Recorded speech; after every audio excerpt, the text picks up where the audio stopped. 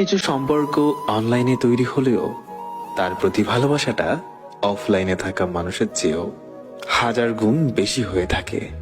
Chat করতে করতে ভালো লাগা তৈরি হয়, পরে তা এক সময় ভালোবাসায় পরিণত হয়। সবকিছু ছাপিয়ে যখন মানুষটার জন্য মায়া তৈরি হয়ে যায়, তখন সেই মানুষটা আমাদের জীবনে একটা অংশ হয়ে থাকে। তার মন খারাপ, তার কষ্ট, তার সমস্যা সব তখন নিজের মনে হতে থাকে।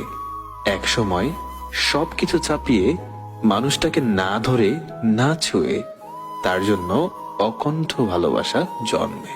যারা বলে ভার্চুয়াল সম্পর্ক, আমি তাদেরকে বলবো নিঃস্বার্থ ভালোবাসা।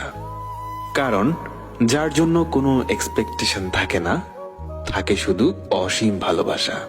সেই ভালোবাসার নামই হলো মায়া। যে মানুষগুলো দূরে থেকেও একে অপরের জন্য ভাবে, একে অপরের মন খারাপ এবং অভিমান বুঝে একে অপরের পাশে থাকে, তাদের ভালোবাসায় কোনো স্বার্থ থাকে না। যারা চ্যাট লিস্টে 10টা মানুষের সাথে কথা বলে সম্পর্ক করে থাকে, আমরা বরং তার নাম ভালোবাসা না দিয়ে অনলাইন ডেটিং দেই।